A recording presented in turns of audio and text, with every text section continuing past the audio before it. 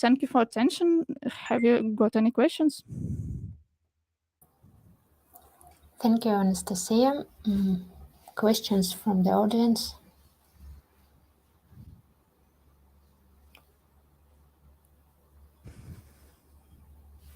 So, and what can you... No. No, yes, okay. Thank you, Julia. So, Anastasia, and what can you say about the future perspectives of these technologies? I understand the question. As I say, NFT tokens is a rapidly growing sphere because they are used to embody digital assets in a simple way so that files can be protected from copying or, for example, unauthorized use in the same ways as we protect our property. Yes, so I think it's there is a lot of perspective, and each year more and more developers begin to use the sphere in their projects. For example, in games, some films, digital art, and etc. Okay, thank you. So, am I right that it is not only for gamers, but it is for all people over the No, world? nowadays I know that some American and Russian museums include NFT architecture in their museums and exhibitions. So I think it have a lot of clients. Thank you very much for your answers. So, if we have no questions, then we can go to our next presentation. So, let's listen about the concept of for the decentralized finance protocol, which employs cross-blockchain interface technologies and the prototype pre-sale application based on it. And the presenter is Tsepeleva Rita. Yes, hello. Can you hear me? Yes, we can hear you. So, welcome.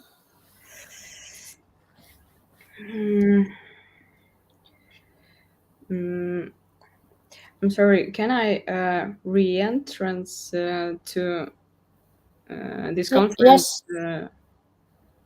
I want just 1 second. Okay, we have time. I think we have some minutes.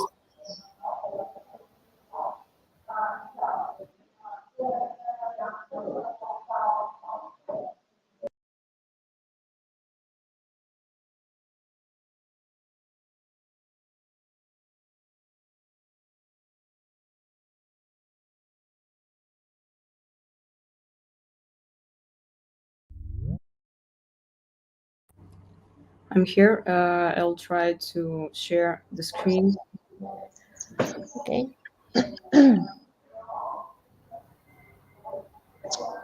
Okay. Can you see? Yes. Yes, we can see. Okay.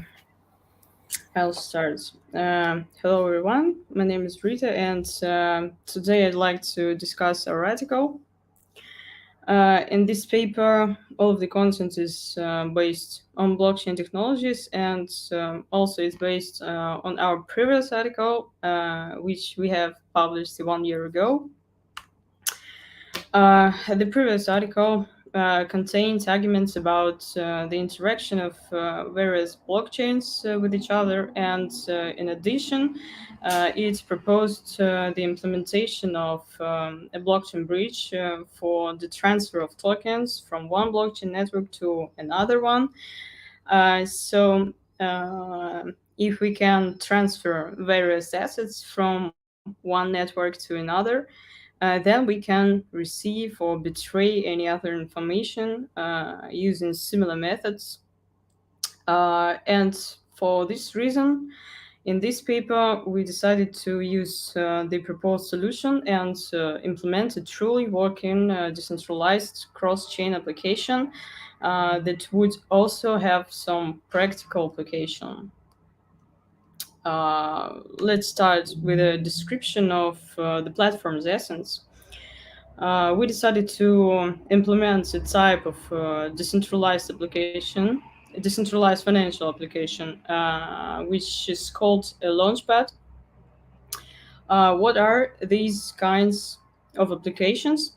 Such applications allow users to pre-sale their token on the platform. We know that there are many different strategies for the initial placement of coins, and for example, an ICO or an initial coin offering. You know that it is a form of attracting investments in the form of selling a fixed number of new units of tokens to investors. Uh, Also, this term ICO is often replaced by the concept of crowd sale. Uh, Another one form is an IDO or initial Dex offering.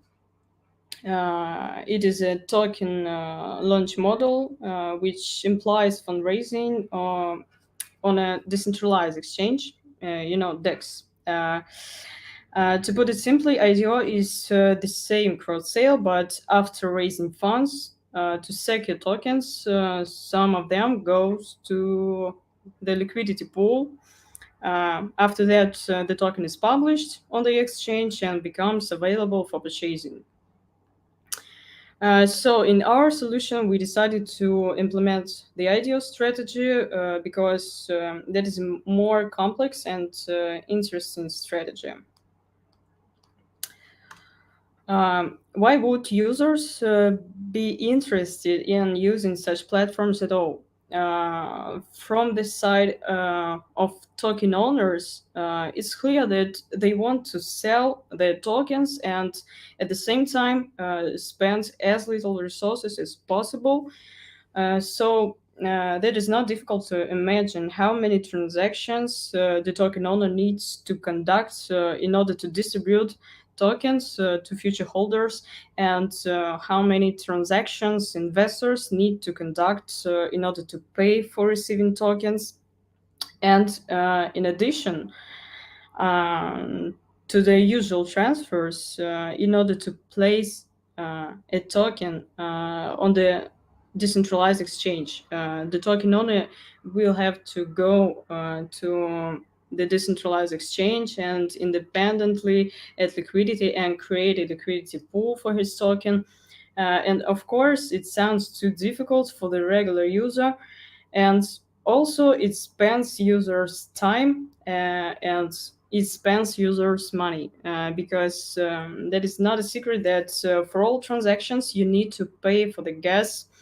That's why it's very convenient for token owners to use the Launchpad, which will receive all of the necessary parameters and independently and safely conduct the IDO process. And from the side of users or investors, the interest lies in the fact that in one place, on the one platform, there are a huge number of great projects that you can invest in. You can purchase project tokens, which may then increase in price in future. So this allows investors not to waste time for searching such projects.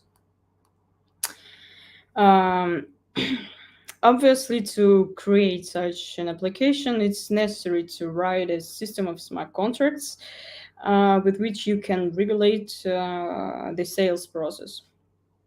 And to my mind, we are ready to start analyzing how the Launchpad platform works. Firstly, in order to protect the platform from all kinds of spam, a staking contract is being developed. It makes it possible to select really interested users of the platform from other people who may behave incorrectly. For example, they can create sales with some invalid data.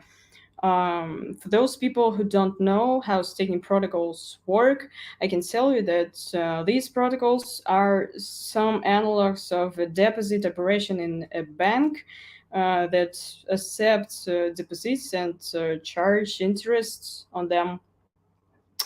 So in our platform, we create a staking protocol that accepts platform tokens as a deposit and award users according to the APR system. You know that APR is an annual percentage rate. We have also developed a system of levels in our staking contract. Such a system awards a user a certain level, which depends on the deposit size. Um, it will be necessary in the future discussion of the Launchpad contracts. So the second contract allows us to filter users.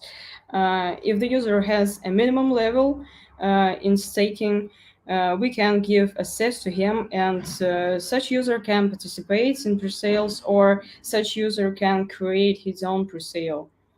Now let's describe how the main contracts of the platform works. If a user has reached the minimum level, he has become a full member of the platform and wants to launch his IDO. What should he do? IDO creation will be carried out by calling methods of the factory contract, which in this transaction will deploy a new pre-sale smart contract to the network and set the necessary parameters on it. Uh, the primary necessary settings include the following. Firstly, it is a sale token address. Of course, we should know what kind of token we should sell. Secondly, it is payment token address because contract should know which currency we should receive for our sale tokens. And the third one parameter is the price in payment tokens per one sale token. We should know the price. There are these are the main parameters for conducting a crowd sale, but there are also other parameters. For example, soft cap and hard cap. These parameters denote the soft minimum and hard maximum of the crowd sale process. Soft cap is the investment threshold. After passing this threshold, the investment process will be considered successful. And the hard cap is the maximum amount of possible collected investments. Such system is implemented to protect users' funds, since if soft cap is not achieved during the fundraising process, then we decide that the token wasn't popular. The collected funds are not enough to ensure the liquidity of the token, and in this case, the process is established as not completed, and the investment is returned back to its owners. And what about the hard cap? The hard cap prevents the collection of funds above the norm. Usually, the hard cap and price per token parameters determine the number of tokens that the owner wants to sell. You can see at the right part of your screens a formula that if we divide the hard cap by the price, then we'll get the number of tokens allocated for the crowd sale. Also, among the parameters, you can select, for example, the open and close time of sales. It's necessary because the time frame of the sales process must be limited in order to understand when we should make a decision about the status of sales completion. Uh, Another one, important parameters, so-called Dex parameters. These includes following settings: the address of the specific DEX, where the liquidity will be provided and where the token will be traded.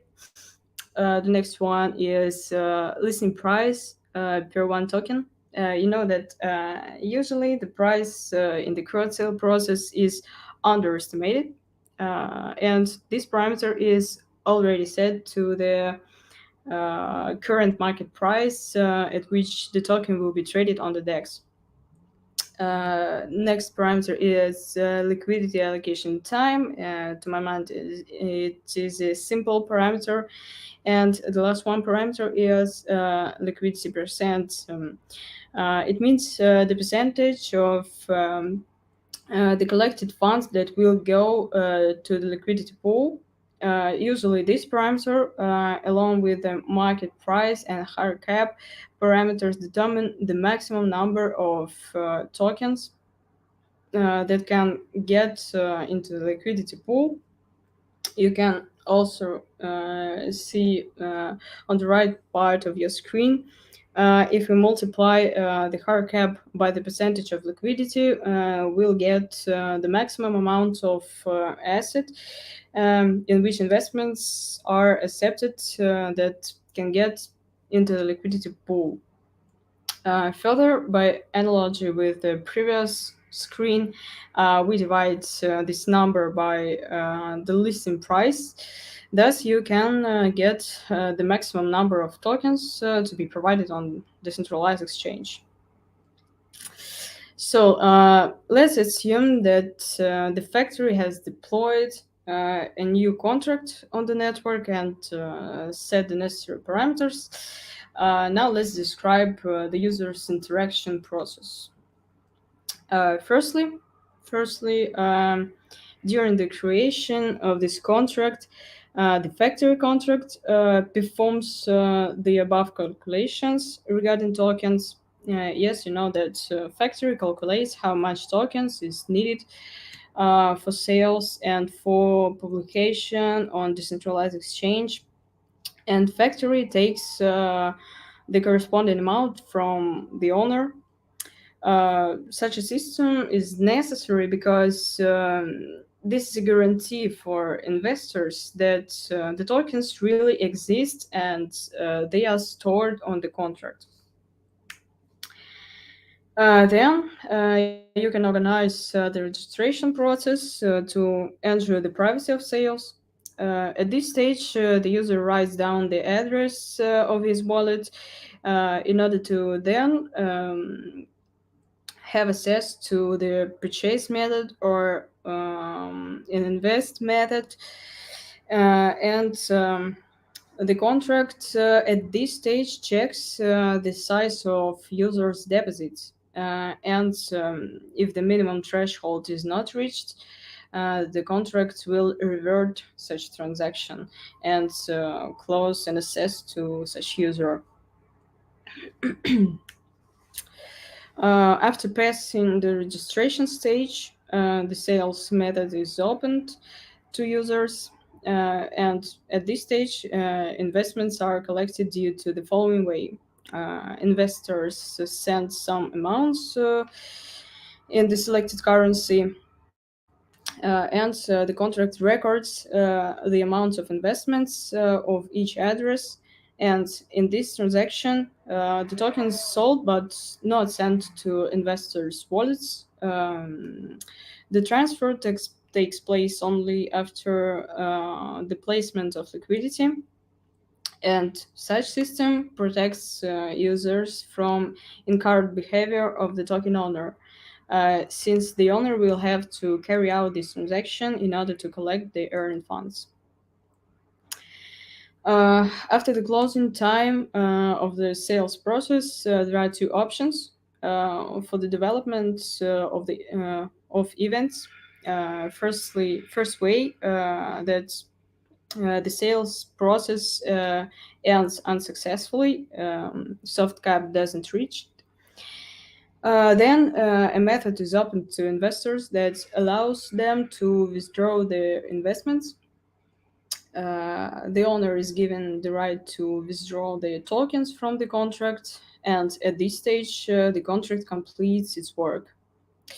The other way, the sales process was completed successfully, and at this stage, the owner is obliged to fulfill his promises to investors and send the specified percentage of collected funds and his tokens to the liquidity pool by calling the appropriate method.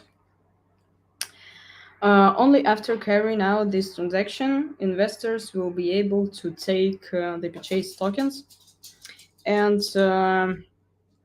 the owner of the process can claim the earned investments. In general, Launchpad contracts work according to this scheme, but imagine if one Launchpad platform wants to support multiple networks. The Launchpad platform doesn't want to limit itself in users, but suppose that it has only one entry point, only one staking, which is allocated in a separate network. And what should they do in this situation? Here I want to talk about cross-chain solution capable of transferring data between chains. So in this situation, we need to transfer the user level on the staking contract to the contracts of other networks. To do this, a backend role is created on the factory contract, which will collect data from one staking contract in one network. Backend will encrypt this data and sign it with its private key. You know that signatures in contracts are used for security. It is necessary because the contract must know that the data which were received outside from the chain is valid. Thus, the contract receives a signed encrypted message. The contract is able to determine with whose private key the message was signed. If this address matched with the address of our backend, we'll trust it and we trust that the data is valid. If there is no match, the contract will not accept this data. In this way, data is securely received and transmitted from the contracts in one network to the contracts in other networks. However, I see that it's possible to find flaws in such a simple system. For example, a user can receive a signature from the backend once, and then he'll be able to use it an unlimited number of times. How we can solve it? For example, we can add an expiration time parameter in the list of parameters for generating encrypted messages. So the backend will set expiration time, for example, now plus 5 minutes, for example, and then if the signature with such expiration time will be included in the contract after passing this timestamp, the contract will revert such transaction and will not accept this data. So there are many other details that can be discussed about blockchain bridges and the transfer of information by them, but I think we don't have so much time. So that is all. Thank you for your attention. Oh, thank you very much. And do we have questions from offline audience?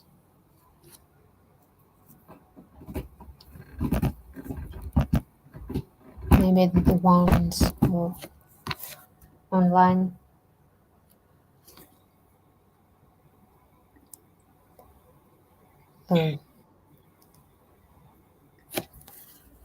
So, Rita, can you? Maybe I was not attentive enough. What about the security of the breach? So, is it? Are there any vulnerabilities that it can prevent, or maybe some affected by some of them? Of course, I can say that there are many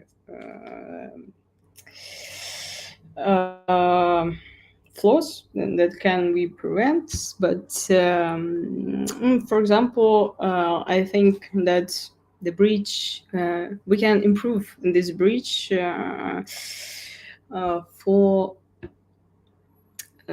we can add some other nodes and some other layers, maybe some other validators, and it will help us to improve. Just please 1 minute.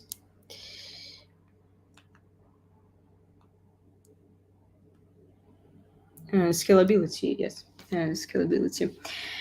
Because if now we have only one node of the backend, and if our node will be wrong, or something happens with this node, we'll broke our breach. So I think the first idea to improve our breach and make it more secure is to add any other layers, or add some validators to this breach, and improve our scalability.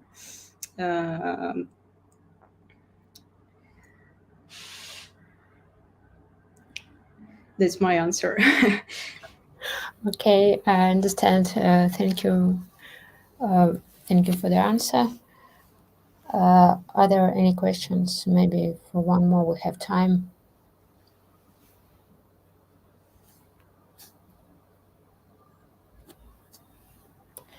So if no, then we will go on.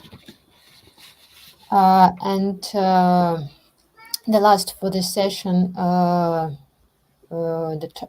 last talk for the session will be how to operate with the complex objects of intellectual activity, and what about the steps of doing it on the platform of IP University. And the talk will be presented by Viktor Uglev. Hello, do you hear me? Yes, we can hear you. The floor is yours, Viktor.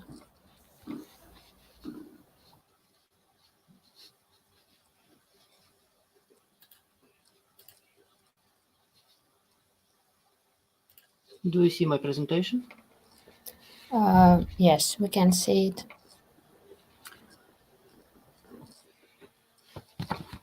Hello, my talk today about the means of the decomposition, depositing, and community of digital footprint of complex composite objects.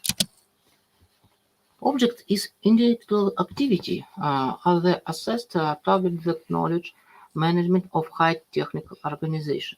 Object in the field of the copyright and patent law need to be fixed in the register and take into account the priority of authors. Most object is a complex object that requires specific approach of depositing and accounting. An object has a heterogeneous structure, and or author's contribution will be called of composite. Example of composite object is video clips with audio, video, scripts, and act. E-books by chapter, scientific article with select section, pictures, tables, and computer program with function and user design interface. Problems on the work with the composite object is decomposition of composite objects into parts should be methodologically worked out, and trust in the purity of objects, employability fixed, and accounting of the digital footprint of objects in special register using, for example, distributed registry technology. We will be highlight the following bases with respect of which the decomposition of the structure of the objects will be carried out. Structure as physical different blocks, semantic as logic blocks, authors and contribution by type of work and by proportion of the author's participation, borrowing as reflection external existence. We have made a comparative analysis of the large register in the Russian Federation with intellectual property objects. The support of recording the description, external and internal heterogeneity, as well as tracking operation with object based on the blockchain technology, with choosing as the basis of the comparison. As can we see from the table, work with the composite objects in registries except for the IP University platform is not supported.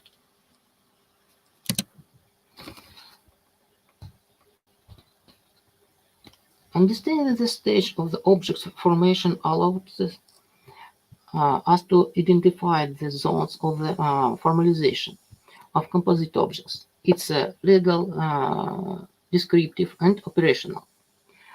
The schema shows the distribution of the following stages of objects formalization in the zones: creation, initialization, description and edition, deposit, patenting,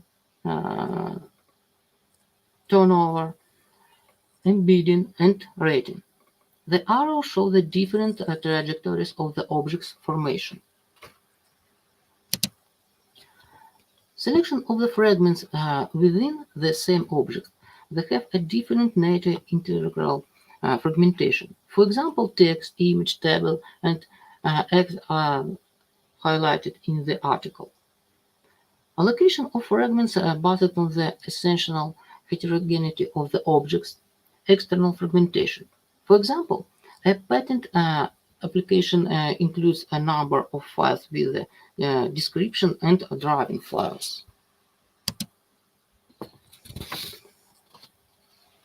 The selection of the fragmentation by semantic blocks, which for the reason of another the authors decided the subjectly isolate. For example, chapters in the monography, function in the computer program, section in the electronic course, or parts or pies in music.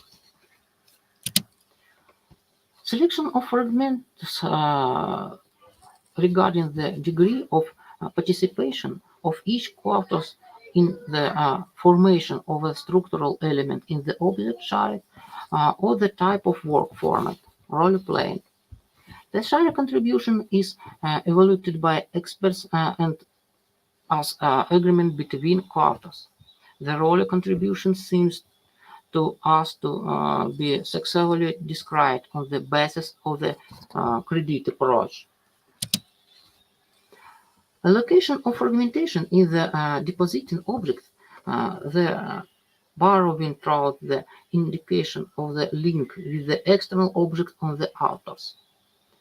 Type of borrowing is direct citation, citation with additional mention, and plagiarism is detected. Knowledge representation about the author's contribution we can present from the models shown in the slide, where S is a selected set of structural fragments of the objects, F is a set of groups of the author's activities, for example, in accordance with credit approach. L is a set of structural links between nodes. H is a set of co-authors and copyright holders. Let's characterize the object structure from the perspective in the levels and complexity in the structure. By the level, it's a single level, two level, and multi-level. By the complexity, structure is simple, composite, and detailed. Combine them, we got a table with the characteristics of the 7 object of description samples. For more details, see the article. This slide shows graphic samples of the 7 structures. Conditional graphic sample for the object's decomposition, where M is a metadata block, P is a fragment description, F is associate files, capital M block have a priority identificator, and lowercase m block have a secondary identificator.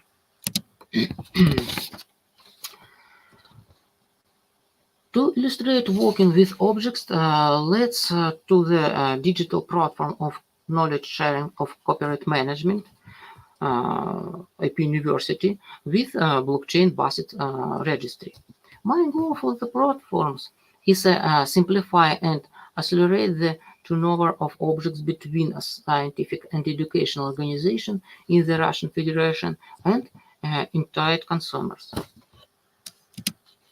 The platform unites 47 major higher education institutions and national research institutions of the country. 15 types of objects can be deposited on the platform, from text and computer programs to genomes and knowledge bases. The IPU platform to include blockchain-based registry. The object registry organization on the basis of the distributed registry technology on Hyperledger. The network is nodes was organized by 12 learning university in Russian. 15 types of objects are fixed. By the middle of 2022, more than 15,000 objects have been deposited in the platform. 5 types of license for the manage access to object through the mechanism of some contracts, smart contracts, based on the post consensus. The slide shows a screenshot with the stages of the depositing process in the registry and the object card.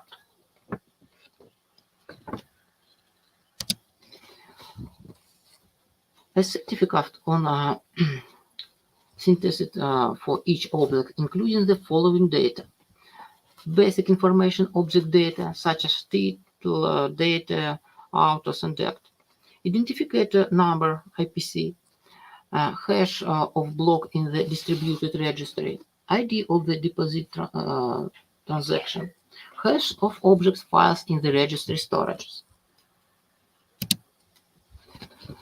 Decomposition type on IPU platform is external structural, internal semantic, internal authorial by proportional of authors participation, internal borrowing. Borrowing a semantic decomposition in IPU additional only text type objects. Markup model for text type objects is destination for fragmenting by structure, author's contribution, and borrowing which specialized with editor. Step of mark is selection of fragments, description of borrowings, distribution of the author's contribution. The slide shows markup window of object structural block. The author identifies 3 types of blocks with the mouse. Metadata, such as annotation, keywords, acknowledgement, and depth. 4 work fragments, and item of the reference list.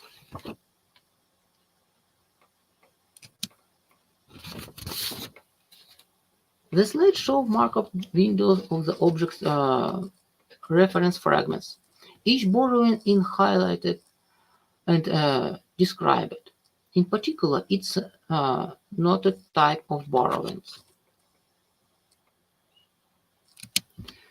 Recommendation of the deposition object of intellectual activity. Its fragment decomposition fields should be composed with tips and examples, and the process itself shows the organization step by step. Entire data of on fragments should be carried out by the authors of object's personality, since the third party performs involved don't have information about the semantic aspects of fragments and the borrowing made. Fixing the digital footprint of an object should have a link in the relevant fragments. Future work, the ability of new metrics to evaluate individual objects, for example, the author's purity and the author's contribution, ability to visualize of the object profile, and the ability of more flexibility of company objects, and the digital traces in case of the migration between different registers. The conclusion. The grounds of the decomposition of complex objects of intellectual activity are proposed. The type of the composite object is given and the main 7 structural samples and characterized. The model of fragmentation of composite objects implement in the basis of the IP University platform. You can read more about our research and projects in the following works. Thank you for your time. Thank you, Victor. Do we have some questions from the audience offline, Julia?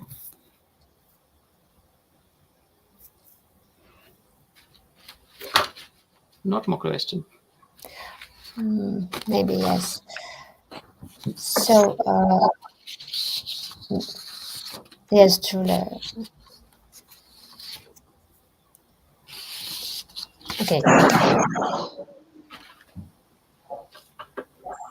If there are no questions there, so... No, in the present room, no. Okay, thank you. So maybe one little question from me. This system, IP University, is it only for works made in Russian? So for Russian language, I mean textual work, or for any of the authors, for any language? This platform works only in Russian language, and this destination for University of Russian Federation. It's ministry work and not allowed to the foreign organization to access in this platform. Okay, thank you. And so I guess the future, in the future, it will not be also possible. So no foreign universities, no foreign researchers. In future, maybe, but in this stage, this question is not look as reality. Okay, thank you.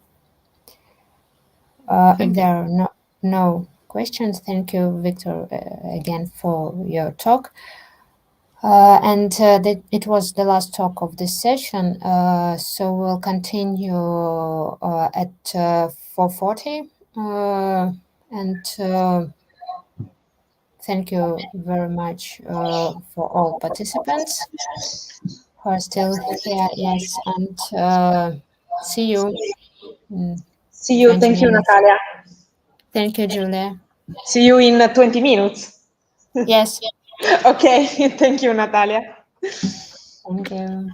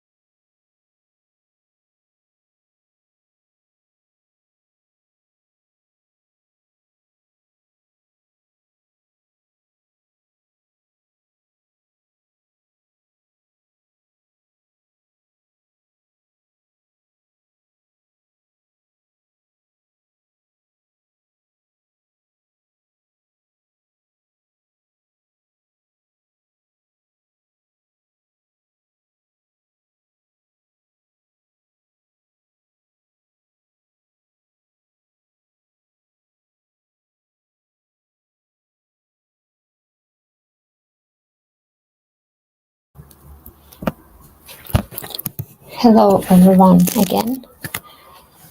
So, I don't. Yes, yes. Yes, we can start. Okay, I think we'll start in a minute. I see we have several workshops connected in this section. So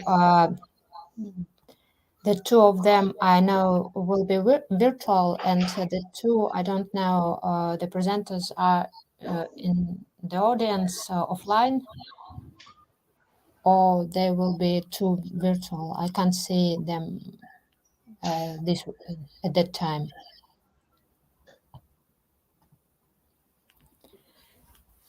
Oh.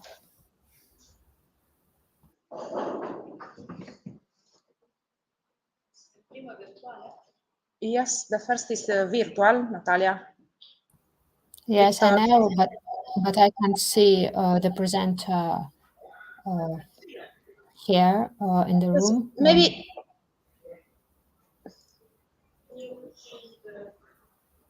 yes. Maybe it's better that start Battino, Balletto, Milesi. The second.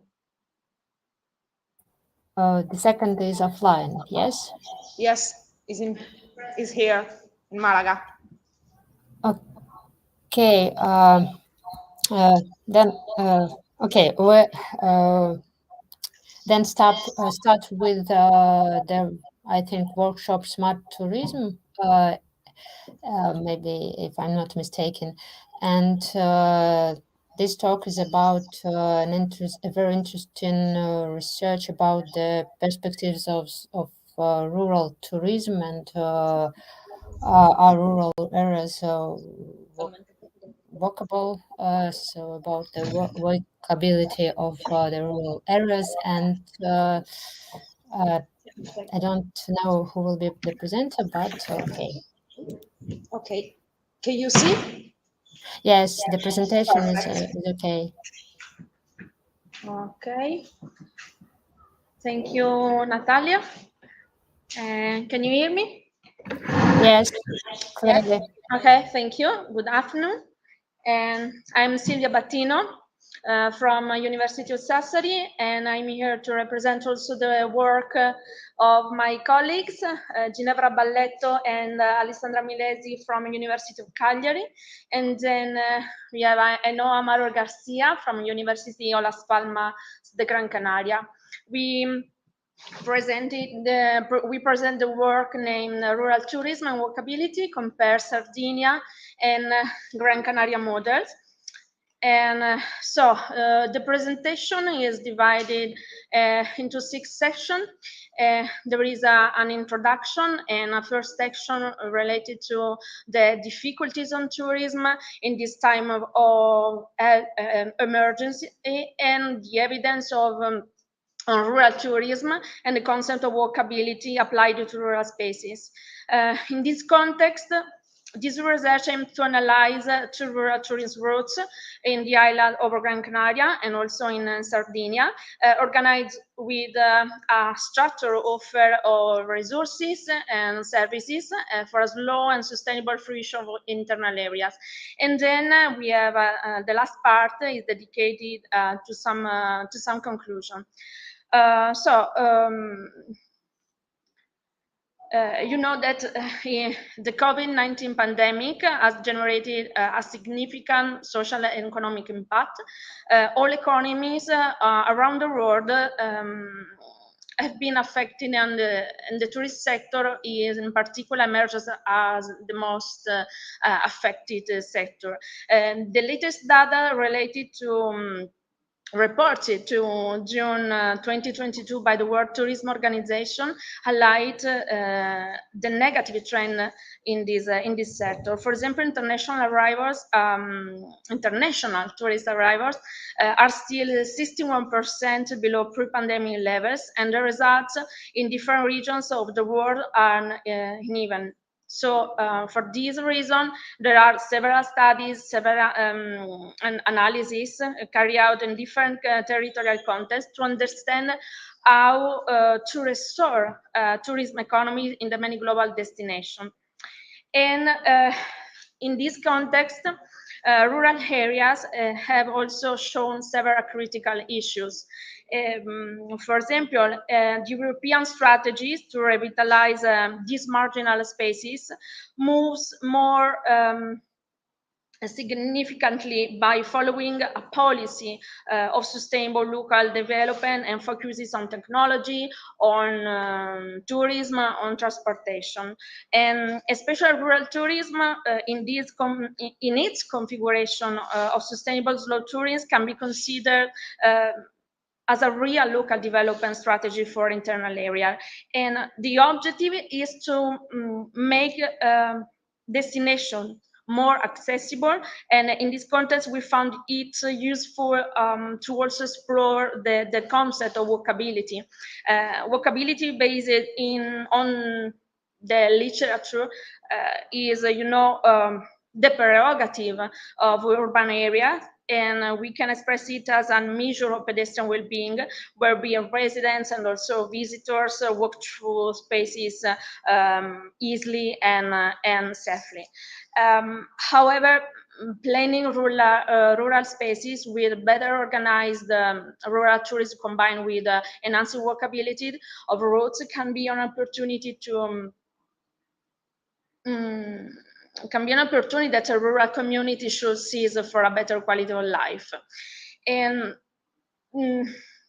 I can say even more after 2 years of restrictions, the tourist use of a rural space is motivated by the demand needed to find new balances by creating outdoor and staycation experiences. So related to this, we have analyzed 2 case studies, and the first example that you can see in this slide concern the rural area of Sulcis Inglesiente in southern of Sardinia in Italy.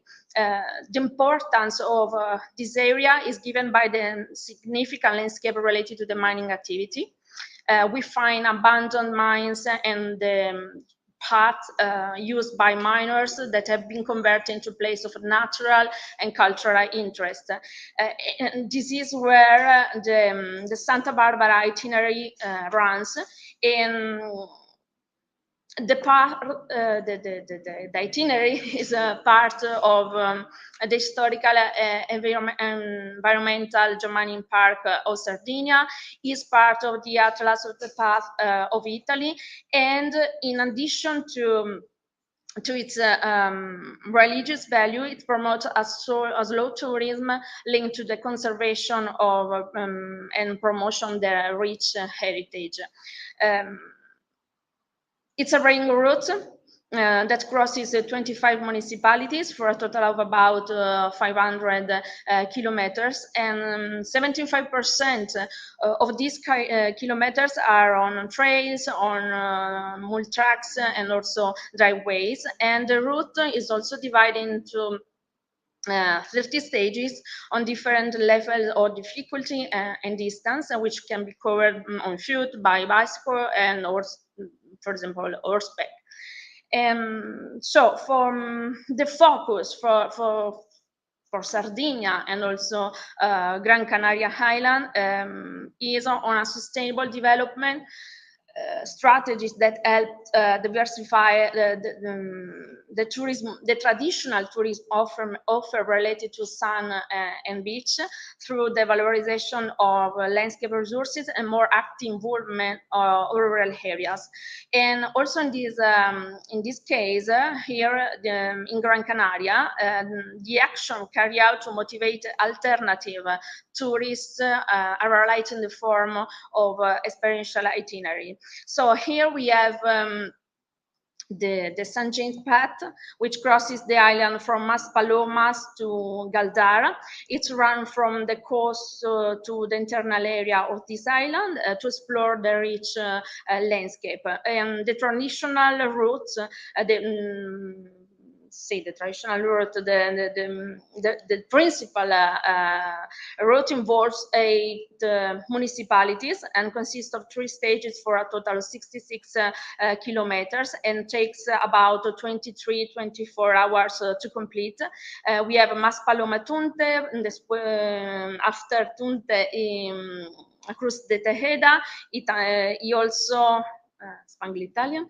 He also Cruz de Tejeda Galdar, and the route consists of 38% hiking trail, 31% railroad, and also 31% paved road. So we in this study we compared the two routes in order to highlight similarities that could, if planned, allow for improvement in the activities put in place along the routes. Both itineraries have a religious origin with a propensity to be enjoyed also in a sporting context.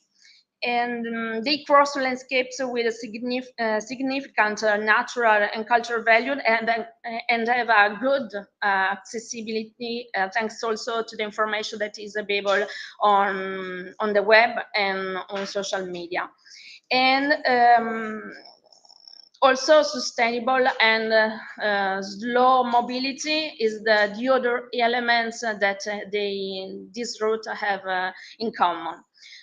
So the comparison shows that in the two paths, the natural dimension is predominant over the anthropic one, and the latter is characterized by both ancient and industrial archaeology.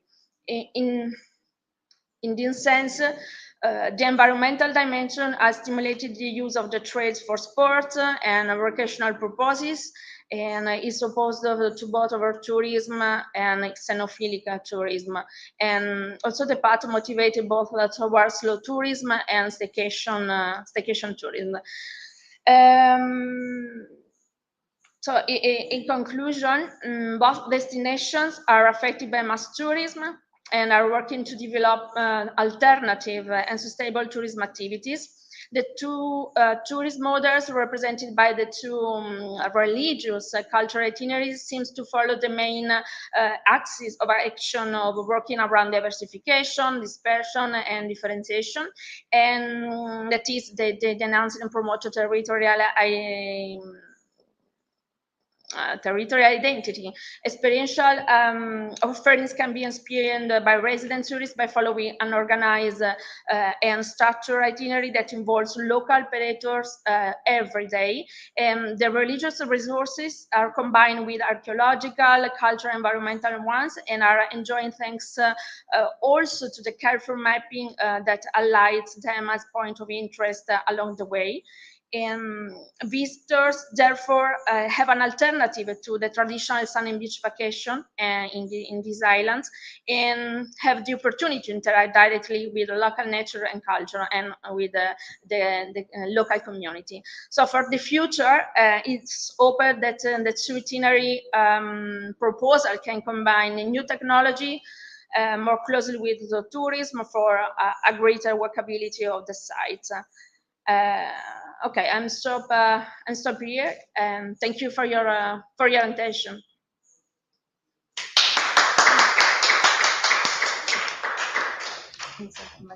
Thank you. So, are there any questions from the online audience?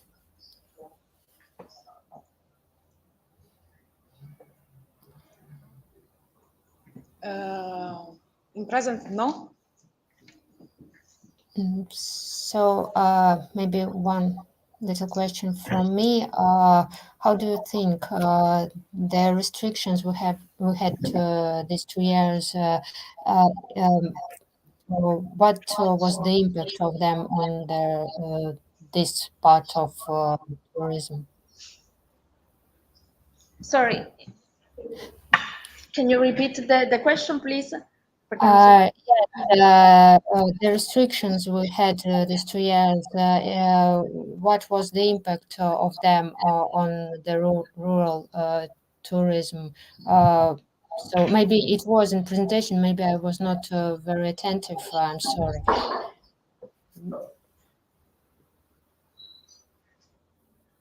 So is it better now than it was before the COVID pandemic?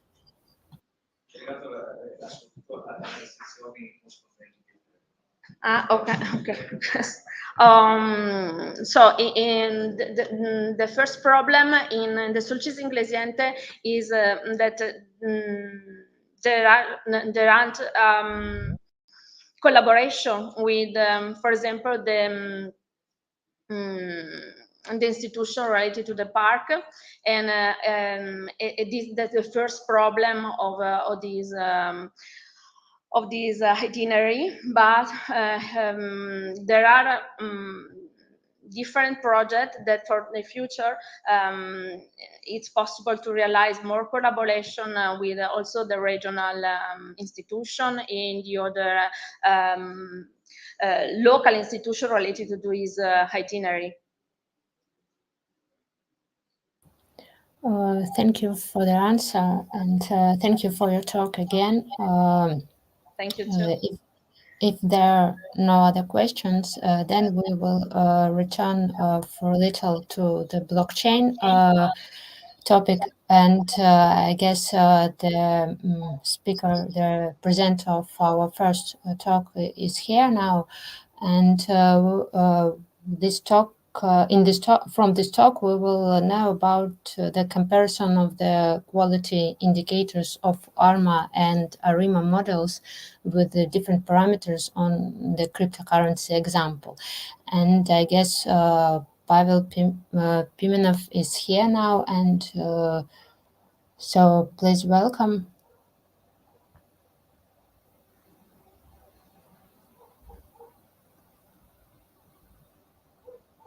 Pavel, can you hear us?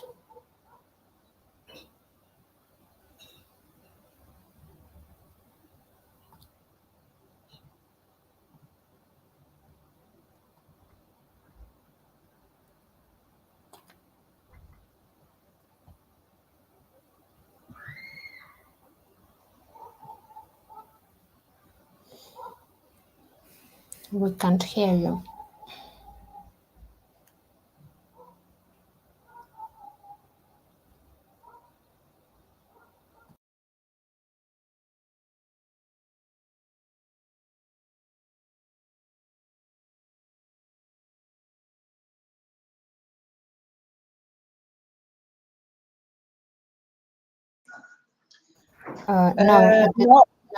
No, but your microphone is muted. We can. This time is not muted, but we can't hear you. No, Paul.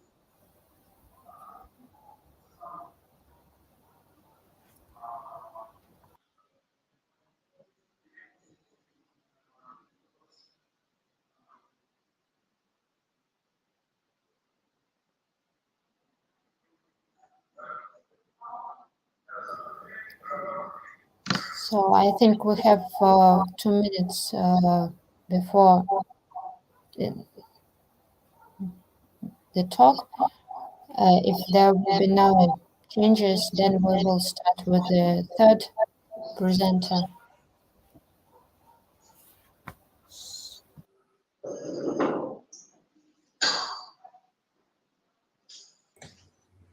Hi, I am Hi, Asina, the third presenting. Hello. I guess we will give Paul just one more time to test the system, and then we'll start. Okay, thank you.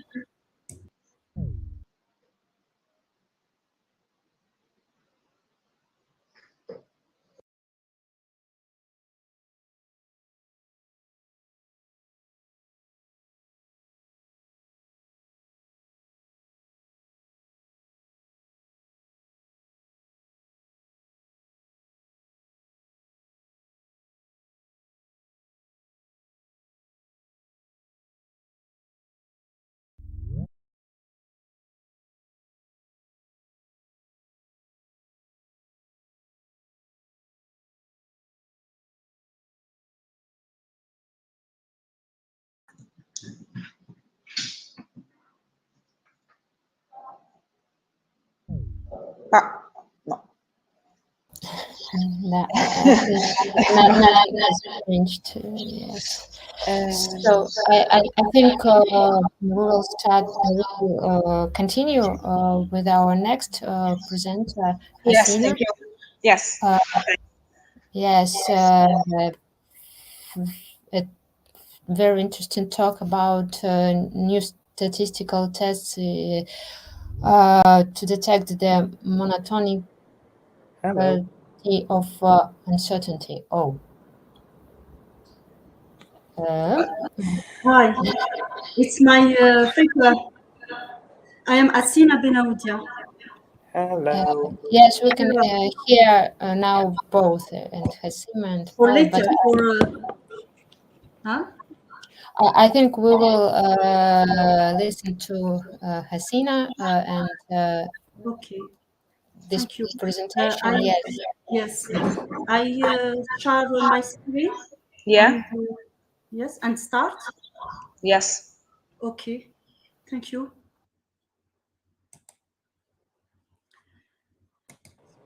Hello. Hello.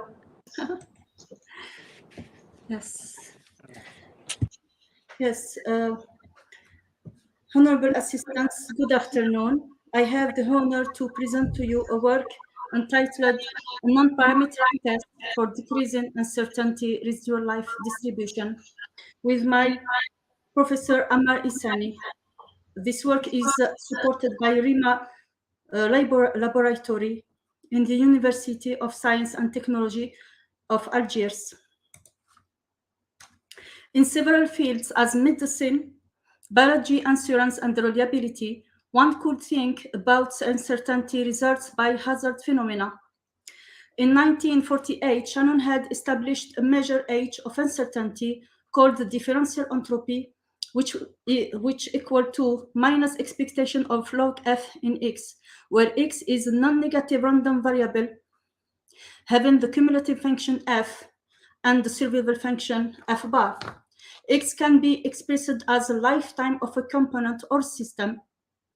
Later, in 1995, Ibrahimi had proposed such a measure of entropy, but the information about the residual lifetime xt is considered, where xt is equal to x minus t, knowing x more than t positive. So the measure h is equal to minus expectation of log ft in xt. The measure is called dynamic residual entropy, which measures the expected uncertainty contained in the conditional density ft of xt about the predictability of the residual lifetime of a system. If the function h in f of f is decreasing, respectively increasing in t, the distribution will have a decreasing, respectively increasing uncertainty of residual life, diurnal or iurnal. A distribution belonging diurnal's class is more informative, so it is with less uncertainty. The objective of this work is to establish a non-parametric test which tests the belonging of the distribution into diurnal class. In the following, we are interested by, first, some notion of reliability, then decreasing uncertainty of residual life diurnal class. We will see a non-parametric test for diurnal, the construction and the implementation of the test, mean and variance, consistency, normality, critical value of the statistic, power estimates, and we will see an illustrative example, and finally a conclusion. X is the system's failure time with probability distribution function f of t is equal to probability then that x be less than t positive, and density function f. The survival function f bar with the system's residual lifetime xt. The probability distribution of the system's residual lifetime is ft of x is equal to probability of xt that xt be less than x, knowing x superior than t. The reliability of a system of ht is f bar t of x is the probability that xt be larger than x. The hazard rate or the failure rate of a system at time t lambda ft is the density in T out of F bar in T, the failure rate in the failure function in T. Excuse me. The probability of a failure during the interval of time T plus dt is the failure time in T dt plus tau dt, given no failure until time T. We had seen that the uncertainty is equal to minus expectation of log ft in xt. It's equal to minus integral of f in x over f bar in t log f in x over f bar in x. H measures the expected uncertainty contained in conditional density of residual lifetime xt of a system age t. It measures the concentration of conditional probability distribution. So we have two remarks. The first one, the dynamic entropy of a new system function is the ordinary Shannon's entropy. The function H uniquely determines the reliability function f bar, or equivalently, the failure probability f. We say that x have less uncertainty than y if the uncertainty of f in t is less than the uncertainty of j in t with t positive. So the density f of x is more informative than the density j of y. If a system of age x has a Dyer distribution, respectively EUR, so its residual lifetime can be predicted with more precision, respectively with less precision. So we have this connection between the classical non-parametric distribution and the Dyer and EUR class. So we have, if a distribution is IFR or DMRL, so the distribution is Dyer, and if it is DFR or EMRL, so the distribution is IRL. The exponential distribution is the only continuous distribution which is both IRL and Dyer. So we have two lemma of Ibrahimi. The first one, a survival function f bar is Dyer if and only if we have this monotonicity criteria. So the uncertainty of f in x minus the uncertainty of f in y is larger than, is positive for all y superior than x. This is the monotonicity criteria. And the second lemma is is about the derivative criteria. We have if the derivative of the entropy is negative, respectively positive, the corresponding residual function f bar is Dyer, respectively IRL. So we will base on this lemma in our work. So non-parametric test for Dyer. As the determination of the distribution of the statistic under Dyer's class is complicated, we choose as the null hypothesis the exponential. Hence, the hypotheses are exponential against Dyer. We have the derivative of the uncertainty is the multiplication between the failure rate and this expression. Let's talk this expression JT. So we say, we know that under the exponentiality, the entropy is constant. So the derivative of the entropy is null.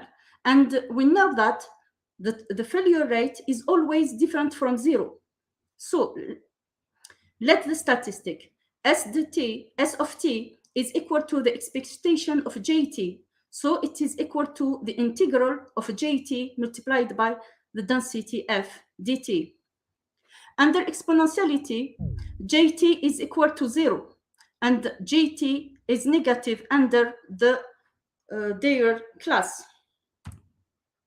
Then, if we denote by SNK the empirical statistic under the exponentiality, SNK is null, and under the Dyer class, SNK is negative. Small values of SNK favor the Dyer class, whereas large value of minus SNK always favor the H1. At significance level alpha, we reject the exponentiality under the Dale class if the statistic is more than the critical point. So we can calculate the mean and the variance of the statistic using tedious algebra. For the consistency of the test, we have this theorem. The statistic of the test converges to S as n and k tend to infinity. And the normalized statistic k, w, and k minus 1 converge to a standard normal distribution always if n and k tend to infinity. Under the alternative hypothesis, the distribution of the statistic is complicated. We determine critical value of the statistic by means of Monte Carlo simulation. Simulations are provided for different confidence level and different value of sample size. We generate 5,000 sample of exponential distribution with mean 1. We computed for each sample the corresponding value of the empirical statistic distribution for large spacing and little spacing. A function in MATLAB gives the critical value for each alpha and n. They are summarized in table 1 and 2, like this. We can obtain power estimates by using, again, Monte Carlo simulation. We have provided several experiments under Weibull 1 theta alternative. Table 3 and 4 show simulated powers for different sample size n. Simulated results are based on 10,000 iterations. We observe that the presented test performs relatively well when the parameter theta of the distribution reaches 20. So we have the two table of power estimate.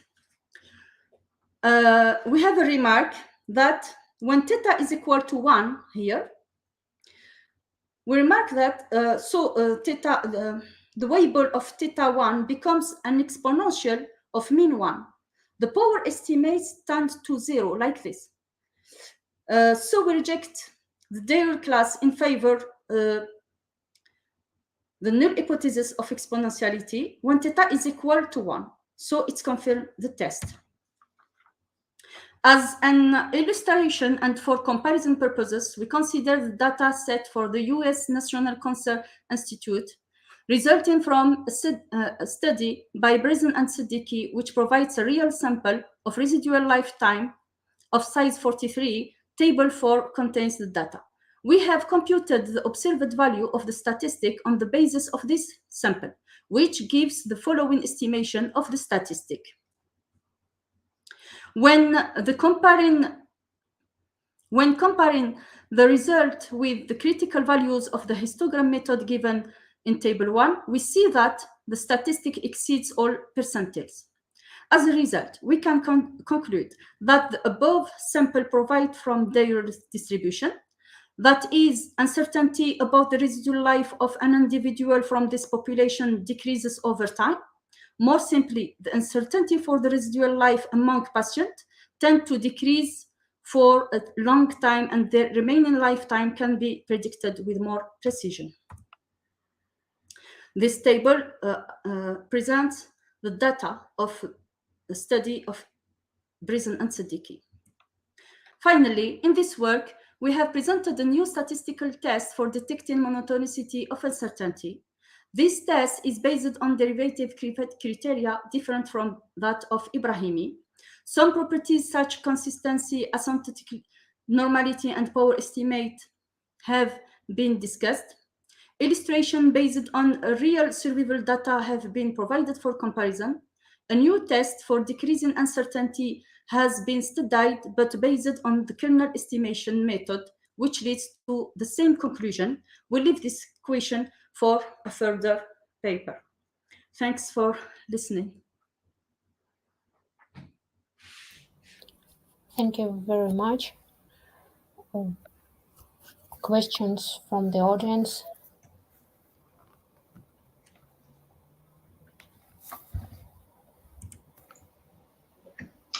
No, in Malaga.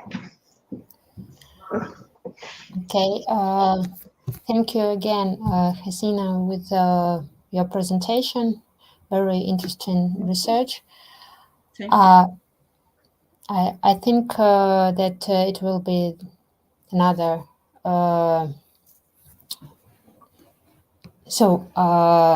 think we will continue our workshops and we will now test if Paul has no problem with microphone.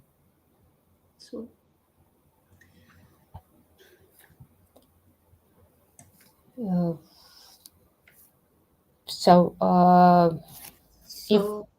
If Paul has no. Okay. I had finished ours.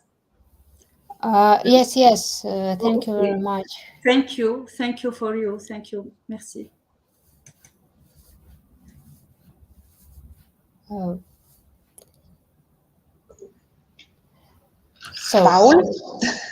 Yes, I want to know if it is okay now with the microphone of Paul.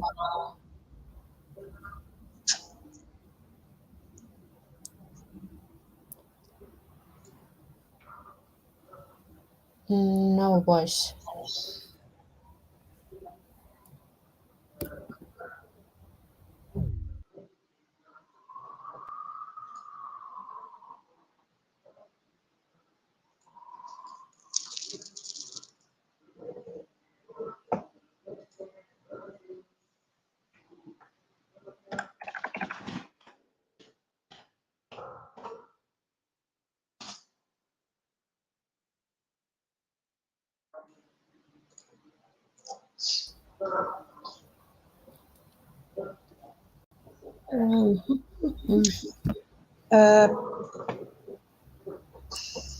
What shall we do, Julia? Yes, that.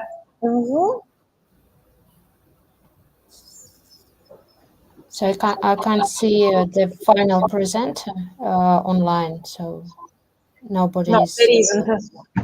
Yes. And Paul.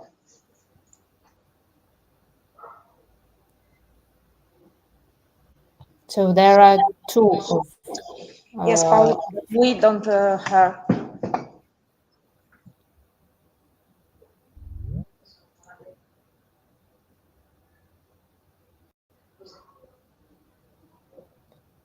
Yes, no problem. But it was there was some sound before the presentation we had just now. So there was some microphones, some I don't know, some technique that.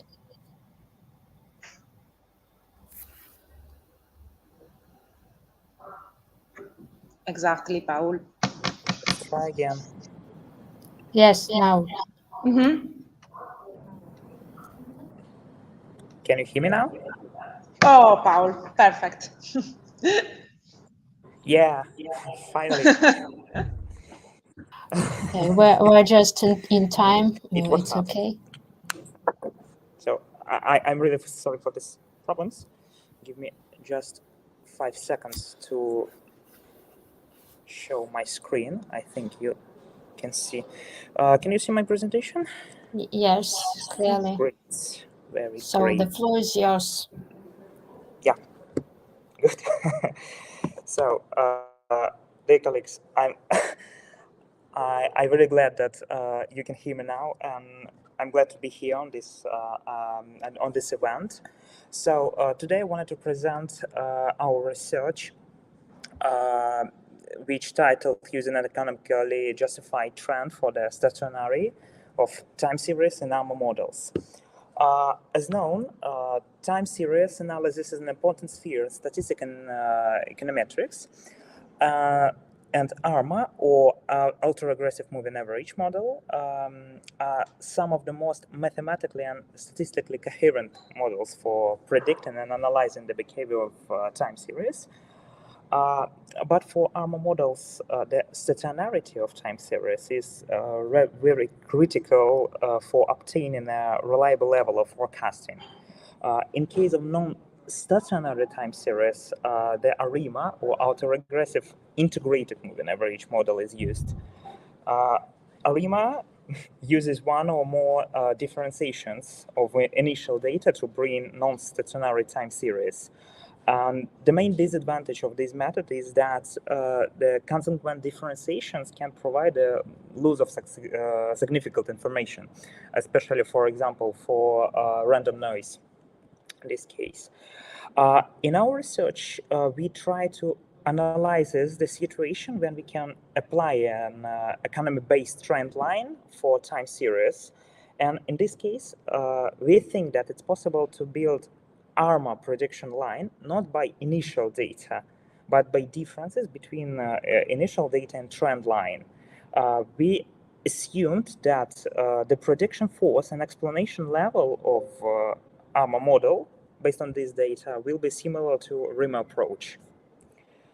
To demonstrate our approach, we chose the task of modeling a number of active cryptocurrencies wallet number dynamics for Bitcoin and Ethereum. As a trend, we use modified Bass innovation diffusion formula.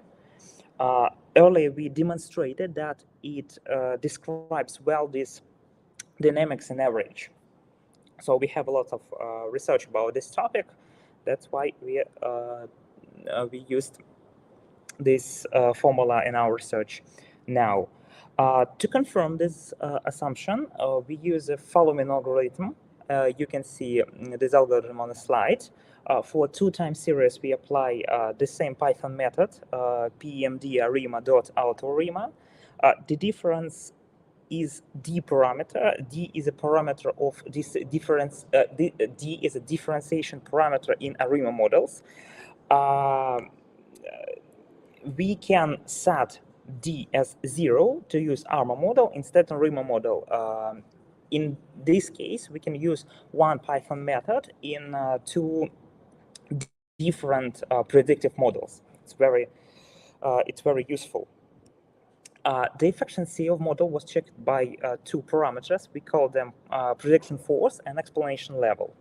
The first parameter shows the difference in prediction. Try to answer the question, was the one of methods more correct in future dynamics forecasts? According to another scientific research, the ARIMA family models in similar cases lose their predictive power and the fourth predictive prediction period. Therefore, to obtain the dynamics of the loss of predictive force by models, we consider three cases related to the last observation period, or T. This is a prediction for the next period, for the period T plus 2, and for the period T plus 3, T plus 2 days and T plus 3 days. The second parameter helps us to identify how models can explain the dynamics of time series. And in this case, we use a set of quality parameters. It's a root mean square error, the mean absolute error, as well as mean absolute percentage error. So in case of initial data, we conduct a series of comparative tests on the number of active wallets of cryptocurrencies, Bitcoin and Ethereum, as I said. And we looked at two large-scale periods. First of all, from 2013 to 2019, this is the period first speculative peak, and from 2013 to 2021. Each time series was considered by us in two states. In the first case, training will be performed on the initial data, 2,517 days for the first period and 4,517 days for the second period.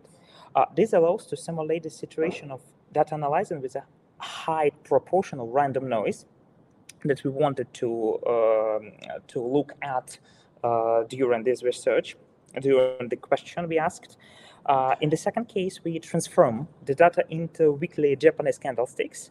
So it means reducing the sample size by 7 times. Thus, we get smooth data which are free from random noise, but preserving the main direction of the trend development. Based on the initial data and the trend line, we calculated the ARIMA and ARMA models. We trained ARMA and ALUMA models, used model parameters, but by ARIMA.predictAndSample. It's one of the Python methods. And our analysis shows that the ARIMA and ARMA models have approximately the same percentage of error in comparison with initial data. For weekly candles, ARIMA models describe initial data generally better than ARMA. And in case of unprepared initial data with high random noise, ARMA models give slightly more accurate distributions, very important for our research and for our conclusions. It means that, in general, the quality of ARMA model based on trend deviation from the initial time series is comparable to ARIMA models based on initial data. To test the predictive force of the model, we trained them on a part of the initial time series using the pindoarima.arima package for Python and the arima.predictAndSample method for Python. It's easy to see here that increase in the prediction distance provides a decrease in the number of correct predictions. For example, for ARMA model, as you can see on the slide, in the period t plus 1, there are 23 times of correct predictions. But in the period t plus 3, there are only 14 correct predictions in total, I mean. This data considers with the ARIMA model behavior, which was identified by another researchers on analyzing cryptocurrencies. And in general, the classical ARIMA model and the ARMA model based on the Bess equation both demonstrate similar predictive force. For the t plus 1 period models, guess the correct direction of a time series in 3 or 4 cases out of 5. The weakest prediction is on the Ethereum 2 Lite time series. Either Ethereum was based on a full set of data, but by Japanese candlesticks. This confirms the necessary of stationary for models of the ARMA family. In that way, the usage of differences between initial data and the economically justified trend as a stationary time series for making of ARMA models allows to obtain a level of accuracy like classical ARIMA, and it allows us to describe the behavior of the time series without differentiation. Moreover, the study shows in case of high data noise, the usage of trend live is preferable because the differentiation of the initial time series leads to more significant errors. It's necessary to add the efficiency of this model. Efficiency of this method depends on trend line structure, and in some cases it cannot be applied for research. We are going to focus on this question in our next works.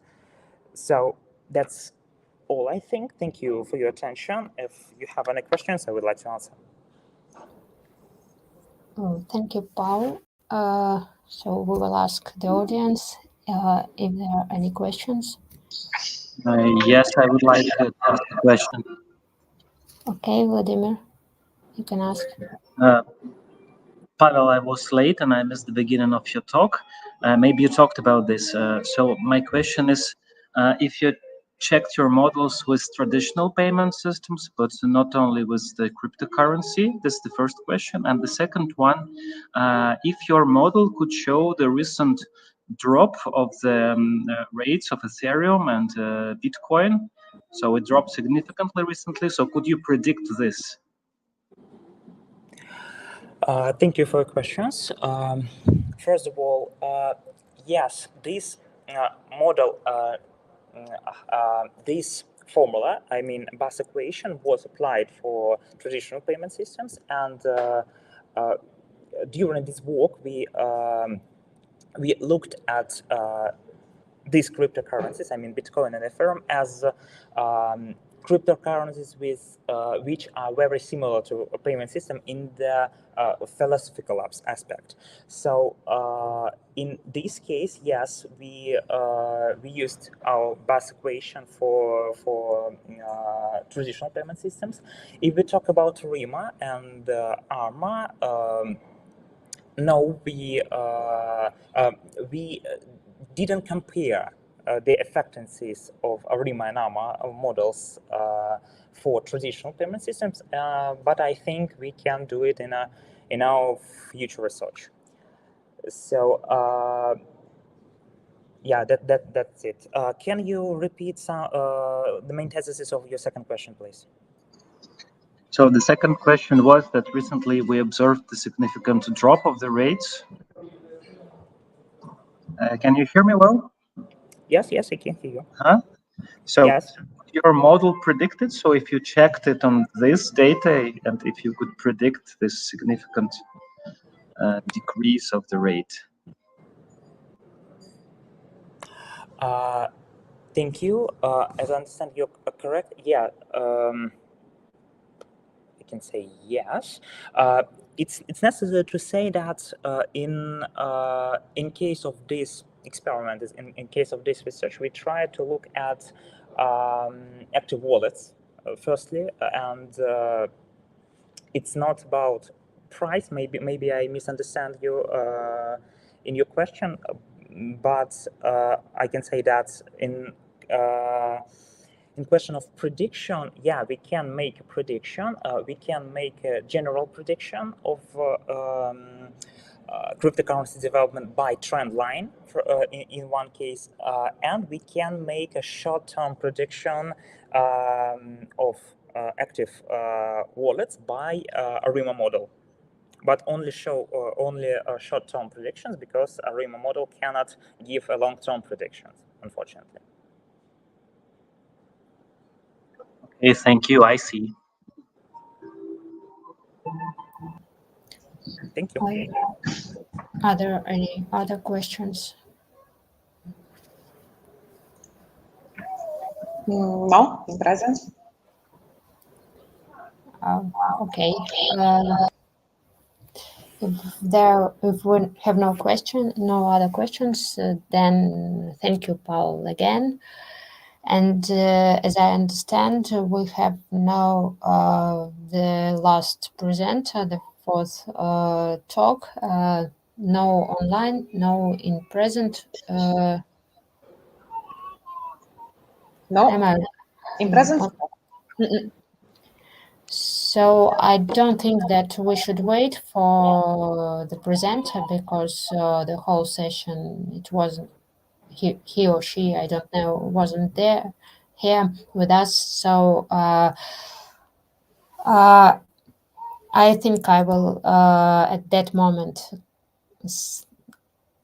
conclude the three sessions, three connected sessions, and I would like to thank all the participants, all who were with us at this session, and thank you, Julia, for your support, for your help. Thank you. Have a nice evening. Have a nice dinner, gala dinner. I think those who are present, and for all of us, good evening, and thank you for participation again. Goodbye. Thank you, Natalia. Bye. Bye. Thank you. Bye bye.